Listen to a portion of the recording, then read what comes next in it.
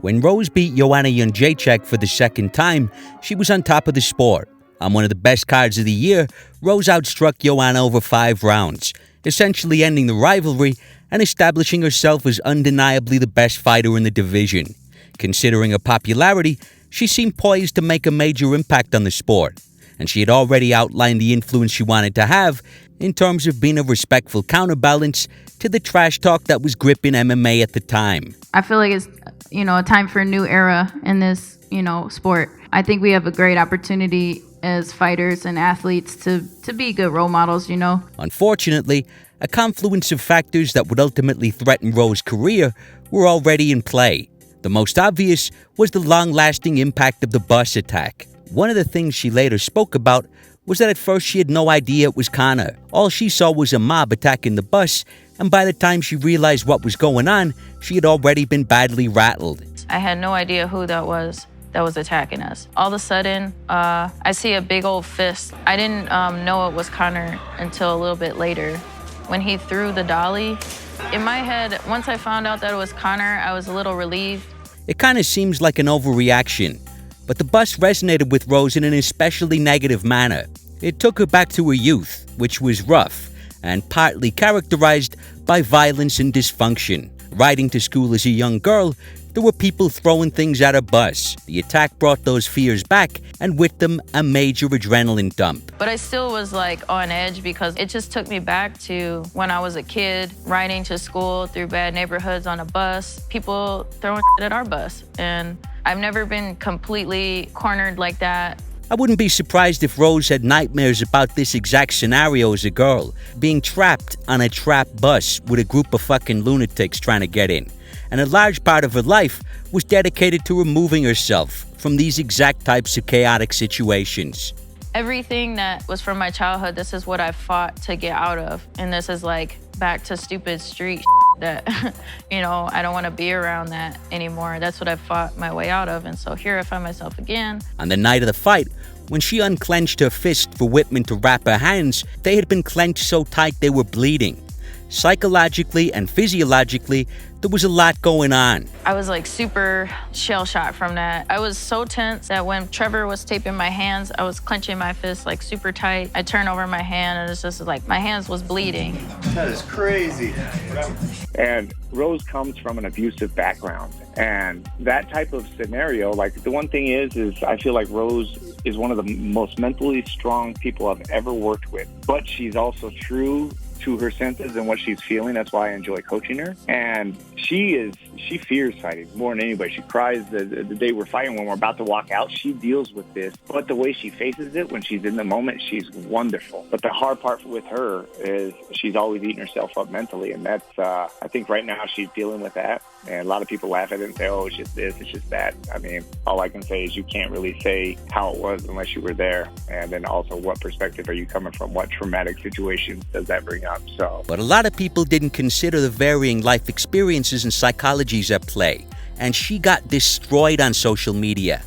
Rose generally can't complain about how she's received, but in the bus incident, and especially in expressing dissatisfaction with Conor's Instagram DM apology, she had run afoul of a rabidly aggressive element of the biggest fan base in the sport, and at the worst possible time.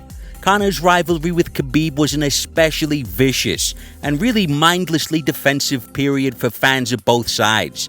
The amount of negativity that Rose caught for ignoring Conor's apology was shocking. I couldn't understand the backlash. I mean, what were they thinking?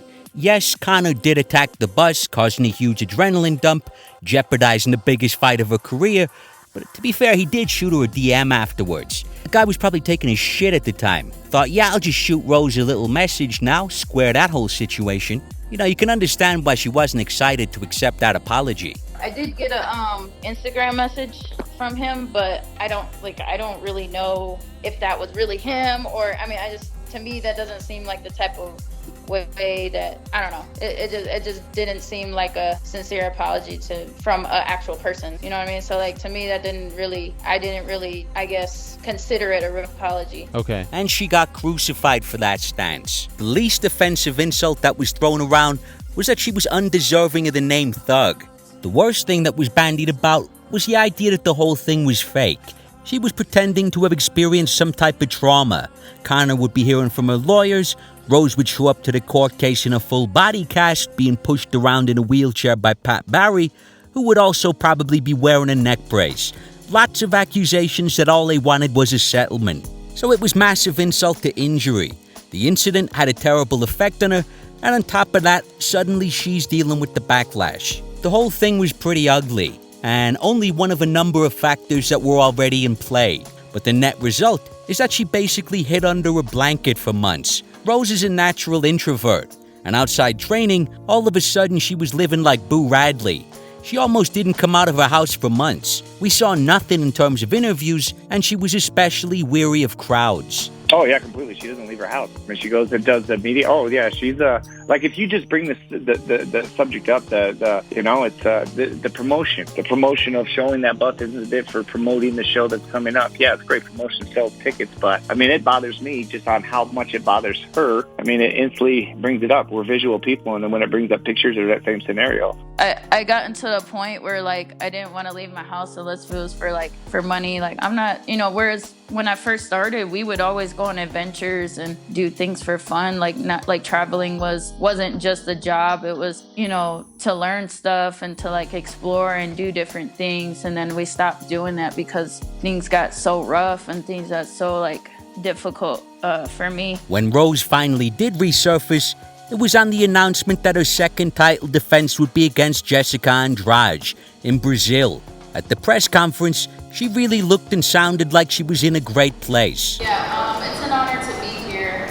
This is the hometown of MMA, Brazilian Jiu-Jitsu, and it saved my life and it's enhanced the lives around me. And, so that's just the least I can do is put on a great show for the fans here and just show my appreciation for y'all. Surprisingly, Rose was the underdog in this fight. She speculated that this might be due to the perception of her as weak-minded, which is an idea that has followed her from The Ultimate Fighter through the Joanna fights, and considering her recent instability, she felt was still on people's minds. I think because maybe I wear my heart on my sleeve, I show my emotions, and maybe some people take that for weakness. Rose has always acknowledged this aspect of herself. It was largely cultivated by her in The Ultimate Fighter, and she was open about the ongoing, perpetual personal battle her emotions present. You know what? It just gives me more of a reason to work hard to fight those negative voices, because I know there's a lot of people out there that, they might listen to what other people think, let that get them down. And so, like, I'm really trying to be an inspiration for people that to prove to themselves and maybe to others that, you can do stuff maybe that you wouldn't even think you could. Jessica Andrade was super appreciative of Rose for agreeing to have the fight in Brazil. But that was kind of an unusual decision. Rose had for months been hidden away avoiding crowds, and Brazil can be the most hostile crowd in MMA. I mean, they're calling for heads to roll. I can't confirm this, but I did hear that they filmed some of the scenes from Apocalypto at a UFC in Rio. Mel Gibson just put a couple hidden cameras in the crowd after the live broadcast was over. Understandably, Rose was questioned on the decision, and she talked about challenging herself and making the most of her life, because some people don't get that opportunity, referring to her father, whose life had been disrupted and ultimately ruined by mental illness.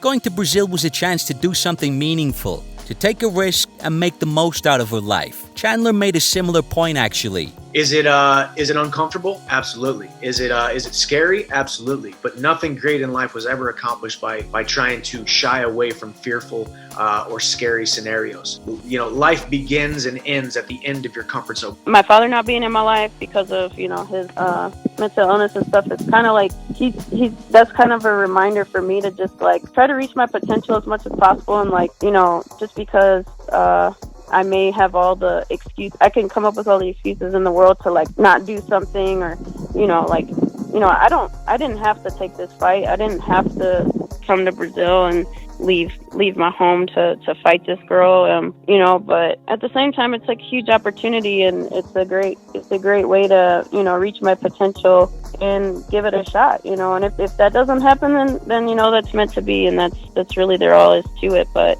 I just have to do my best. I shouldn't just like waste it. And with that sentiment in mind, Rose went in there and got dunked on her fucking head, actually. After an excellent first round, a vicious second round slam rendered Rose unconscious and rearranged her fucking vertebrae in the process. Literally. You know, you might have expected that after a slam like this, Rose would have walked out of the octagon like a fucking slinky. One of those squelched cartoon characters with the accordion spines. But actually, it was just the opposite. Rose had chiropractic and headache problems for months. That slam knocked all that bullshit right out of her. So, every cloud, as they say. In the aftermath, Rose seemed very defeated. I mean, in the grander scheme of things. And she spoke about retirement. I'll see if I'm still interested in this. I mean, I know I could beat her, but I don't know. I just want to do something else with my life right now. Like retirement? I don't know. It's, we'll see. I'm not gonna make no decisions right now, but this is, I don't know. It's just hard to keep having fun with this. She didn't try to pin it on the crowd or the away venue. She wasn't making excuses, and she was sincerely congratulatory of Andrade. But I mean, you know, I'm still like super happy that I came here. Like, you know, this is, it was just an honor to challenge myself against Andrade. I know she's, you know, a beast and stuff. So, yeah, it's cool. Yeah, definitely. She worked hard, clearly. So, you know, I'm happy for her. The gracious nature of the defeat was great. But the best thing about this press conference for me was that despite the loss and her waning commitment to continuing her career, she did still frame the fight exactly as she had framed it coming in. She had been scared of her own shadow. She was essentially a recluse. We know from an emotional sense Rose is at times very fragile, and she had been struggling to deal with society.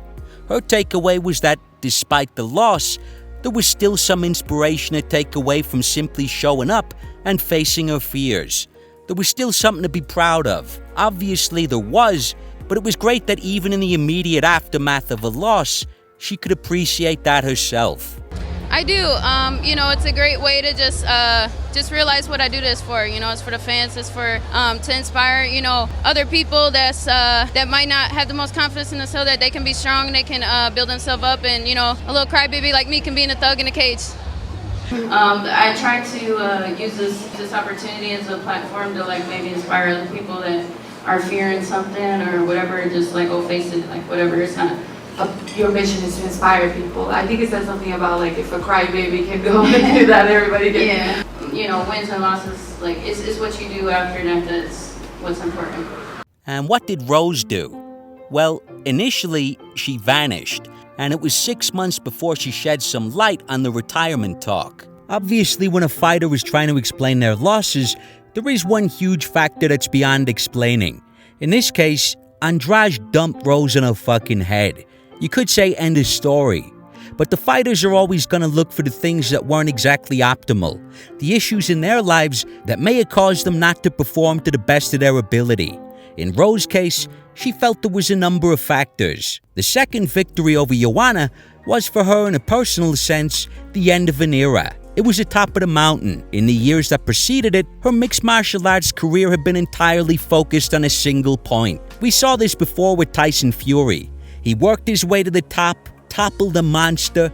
He achieved a goal that had possessed him for years, that had given his life most of its meaning. When you orientate your life like this, there is sometimes that unfortunate trade-off, where you achieve something, you win something big, but in the process, you lose something equally enormous, your life's direction, your sense of purpose. No, I expected to be the champion as soon as I came off the Ultimate Fighter, you know. But I just didn't really think past it. I didn't think, you know, what would it be like once I became the champion. It's like, I just thought I had it all figured out. Or not even, I didn't even really have it all figured out. That was my goal, you know. And then I didn't really, not only not prepare for after the fact, but I didn't really even have a playbook. There's no playbook to it. After I beat Joanna the second time, it was kind of like, you know, just a lack of interest in fighting anybody else other than Joanna, because she was like so up there. So for me, it was like hard for me to even get up for the challenge. Like, I know everybody's like, oh, Andrade is so strong and this and that, but I don't know, just something about her, like her style is so predictable, and it just was hard for me to get like super motivated for it. So like, in the lead up to Andrade, She had discussed the idea of going to Brazil as having been about a challenge, and afterwards, she reasserted that that was the whole point. She needed to give the fight an extra edge, some added significance to replace the highs of chasing Joanna. At one point, Rose described the monumental nature of a rivalry with Joanna as having been a spiritual experience. When we look back on that, that doesn't sound like an exaggeration. And then I finished off with the Lord's Prayer. No, that was the first time I did it at the weigh-in. Because I felt like that whole experience was that was a whole spiritual experience itself. Just the whole build up to it, the week of the fight, the afterward, like just the whole Joanna saga. I feel like that one day I'll write a book about that because even like accepting the fight, I was like, yeah, I'll go to Brazil. Maybe subconsciously that was me like looking for that like thrill or that excitement, because it was just like I had already conquered the mountain kind of a thing, and faced my demons. And then it was just a lack of purpose from the start. On top of that, there's multiple sound bites from Rose that seem to suggest a type of imposter syndrome crept in. And again, similar to Chandler in the last one, she appeared to overthink things and succumb to perfectionism. Yeah, I think I don't miss the way that I felt as a champion, but I do miss having that belt though. Felt a little bit like when you get up in front of everybody and it's your turn to dance, but you ain't ready, you ain't got your moves right. You know what I mean? Everybody's looking at you. That's kind of how it felt like, where you just got this you feel like everybody's staring at you, and then you just ain't ready for it. That's how it felt. Another thing that Rose had been clear about for a long time was that the belt wouldn't define her. In fact, when Rose won the belt, she really seemed to have the perfect attitude to grapple with loss. Is it hard to put yourself back in the shoes of the person who's going for the belt when you see the belt every day and it's around you, you're holding it? What I think makes it even easier is making it not about the belt, making it so that I know my purpose for fighting, and it's to change the world. But, if I'm not meant to be the champion, then I'm not. But I believe I am, and I believe I'm the better fighter, and we'll just have to let God decide what's going to happen. But actually, by the time of the Andrade fight, she was attached to the belt in an almost Gollum-like manner. It was a weight around her fucking neck. And so fighting had become a matter of potentially losing something immense. And this was surprising from Rose. I made it into everything that I didn't want it to be. I didn't want the belt to define me, and all I did was make it define me, and that was all that was on my mind every day. Even though it's not even in my own house, and it's it just consumed my every thought. It turned into a shackle and chain rather than just I just love fighting, and I want to be the best, of course, but I don't need a belt to tell me that I'm the best. I already know. So that it was weird. It was all of my fears and all of the things that I didn't want to happen ended up happening by just fearing it so much. And so she felt one factor in taking the Andrade fight was simply not wanting to get stripped. Maybe if I didn't think that there would be an interim belt or something, then maybe I wouldn't have got that. There was a confluence of factors involved. The timing didn't seem opportune, but there is a legitimate need for a champion to defend her belt. You can't hold a division up indefinitely just because you're not ready. It was do or die, and Rose decided to do. Ultimately, that's where the retirement talk came from. Andrade taught her a serious lesson in Brazil. If you don't want to be there 100%, you have no business inside the fucking octagon. It is not a vocation for the half-hearted. This was the harsh reality dawning on Rose when she spoke about retirement at the post-fight press conference. Yeah, it's been tough. I think the reason I wanted to retire is because this isn't a job where you can go in half-ass and not be fully passionate about what you're doing, because I think that's why I thought that, because I wasn't sure if I really was 100% into it. Of course, fighting is all I know. It's what I've been doing since I was a little kid. I just lost the passion for martial arts, and regaining her love for the sport again involved a number of elements. The initial forces that seemed to get the ball rolling were spending time with her old coach and visiting family in Lithuania. Yeah, I'll fight again, and it's kind of one of those things where you get a little emotional, but yeah, it's just I lost the I lost the passion for martial arts and fighting, mainly for fighting. But I found my passion again. I went back to Minnesota to see one of my former coaches from earlier on in my amateur career, Greg Nelson, and he's just like a huge inspiration for me. And sorry, I'm just getting all teared up right now. But she made some changes to her team. Now, she didn't change coaches, but she moved Pat into the position of head coach, and she hired a mental coach. Her rematch with Jessica was postponed following a number of COVID-related deaths in her family.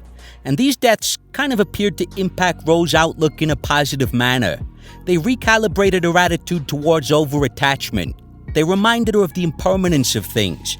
Youth, championship reigns, and most sobering of all, life itself, are all temporary states. They will end no matter what.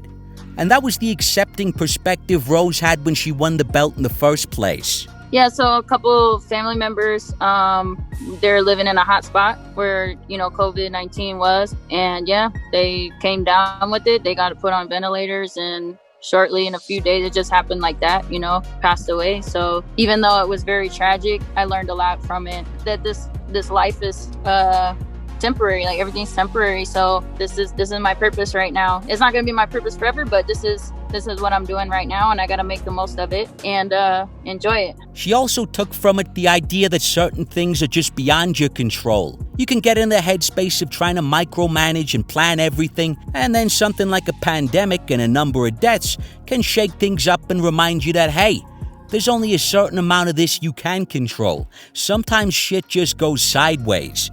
Accepting that and channeling her energy into the things she can control, namely and critically in Rose's case, her emotions, was a major point for her in this period. Composure is one of the reasons she took to MMA in the first place, to learn to control her emotions in a tumultuous setting as a child. It just was a wake-up call for me. Like, I can't control anything but myself, and that's what's the most important. And so that's why martial arts is so beautiful, because ever since I was little, not having much control over my situation.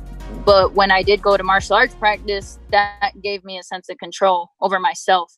And so if I can control myself, then no matter what's around me is happening, at least I can control my reactions to that. And so that's what it gave me, and always gave me a sense of power over my situation. And so that's kind of what happened again is, I was feeling sad and like, this is not fair. And then I started training again, and then it felt good again. Coming into the rematch, her overview of the whole arc was philosophical and actually grateful for the challenges. I love this sport, This is what I love to do, man. I'm a martial artist, and I'm just pretty much hitting my prime right now. So it's just like everything's like all of a sudden coming together. It seemed like everything was kind of falling apart, but now it's sometimes things gotta crumble down before you can put it back together again, But putting things back together wasn't easy.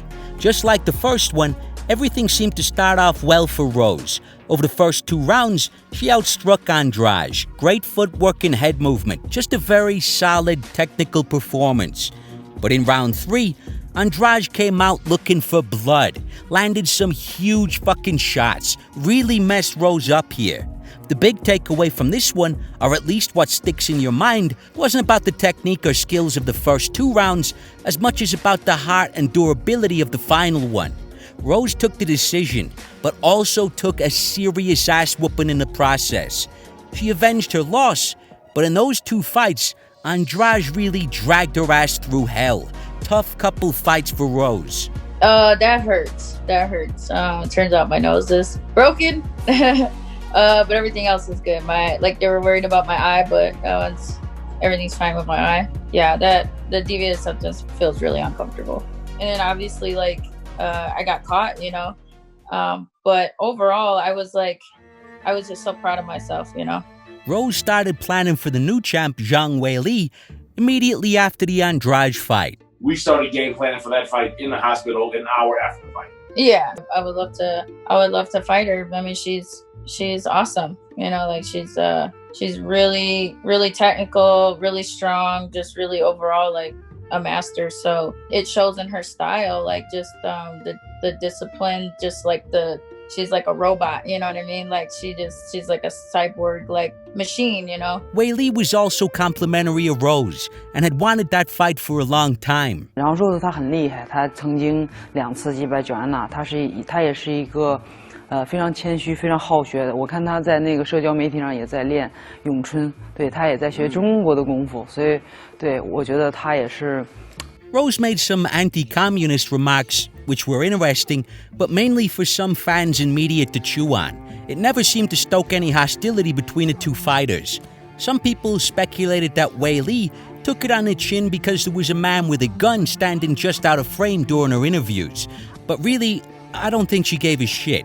If you listen to Wei Li, she's a very, very cool customer, really easygoing, likable fighter, and I don't think Rose's comments got under her skin. In the previous fights against Joanna, it was incredibly personal. Against Wei Li, it wasn't only not personal, but it was like there was a thick brick wall of culture separating the two. It was almost entirely a trading of platitudes via translator. So from an animosity perspective, very little going on here.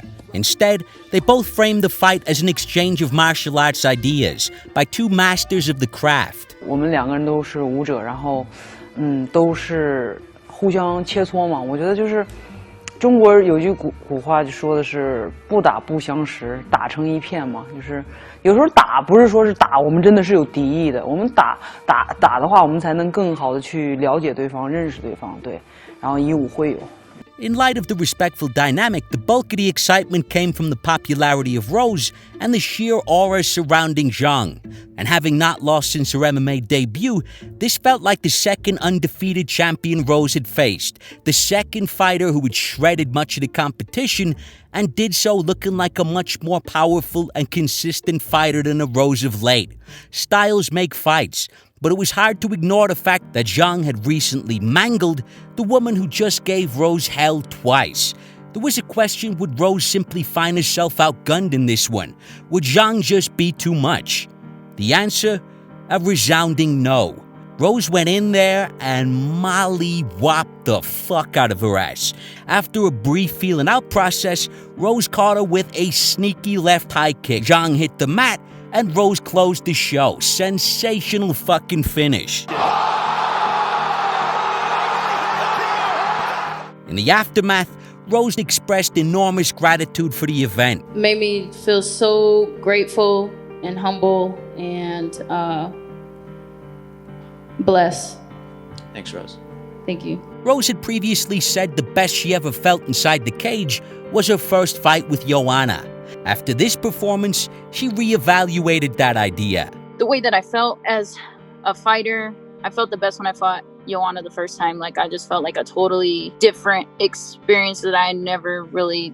That's something that I've always... Like, I think all fighters have that feeling, one fight, and then they try to chase that feeling again.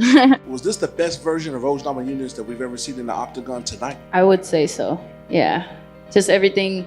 My discipline, my focus, my preparation, you know, the team, like just everything going into it. I just was myself the entire time. I mean, just think about how satisfying that must be for Rose. Prior to her fight with Joanna, Rose was on a tear. She had the performance of a lifetime against Jędrzejczyk and ended the rivalry in the second fight. But then she lost the belt to Andrade. She won the rematch, but she got her ass absolutely whooped in the final round. For a lot of people, Rose's face was the lasting impression from that fight. Combine all that with the layoffs, and there really was no momentum heading into this fight. So for her to not only take the belt, but to do it feeling the best she's ever felt in the best performance of her career, she really made the statement that, yeah, there was a couple bumps in the road, and it may have looked like I was losing it or slowing down, but I haven't lost a step. I'll still smash the fuck out of a champion inside 90 seconds.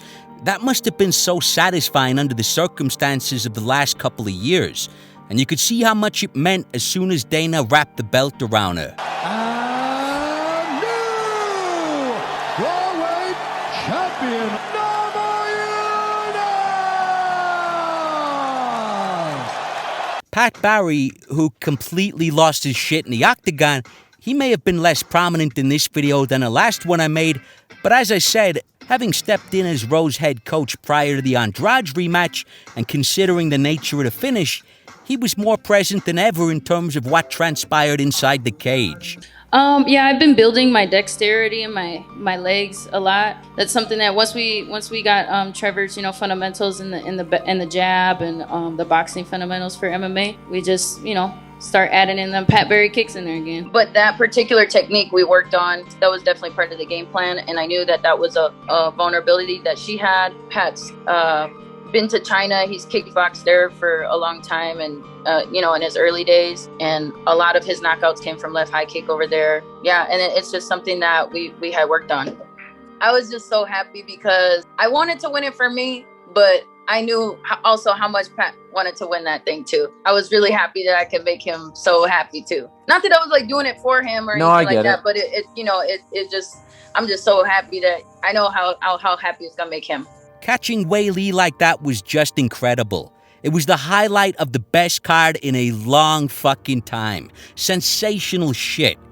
But if you're looking at the whole arc here, from the Joanna fight to the instability that followed, through the Andrade saga, to now dethroning another monster in her prime, it was in a large part a matter of Rose conquering her own emotions, which is something people face every day in every facet of life. And this idea of the practice of self-control as a universal struggle is how Rose had characterized this whole period herself. Obviously, my personality, I'm an introvert. Of course, I just want to hide under a blanket and just nobody look at me. Yeah. But obviously that's not what I'm put on this earth to do. I'm here to be a star. I'm here to, be, an example for everybody and also just be an entertainer. And this is this is the gift that I was given. Yeah, I think I was so afraid of it, changing me and changing the things. And then it ended up doing that. And I made it this whole thing of it doesn't mean anything, but then I ended up making it mean way too much. And so, that's something that I want to conquer and I want to gain control of. To inspire, other people that might not have the most confidence in themselves, that they can be strong, they can build themselves up, and, a little crybaby like me can be in a thug in a cage. She felt she represents people who torture themselves, who doubt themselves, whose natural instinct is to run away from the realization of their own potential. There's always talk about Rose being weak-minded and a little unstable. Much of it comes from herself. But it's not despite those emotions Rose's career is great. It's partly because of them. If this highly emotional, anxiety-laden, often timid girl whose instinct is to withdraw from confrontation and nerve-wracking situations, who we have seen really break down or cope poorly under stressful circumstances, if she can enter a cage with another killer, whoop some ass or risk getting her ass whooped all over the fucking place in front of millions of people, then what excuses can people justifiably make for avoiding opportunities on account of fear? Rose Namajunas is the worst example of that.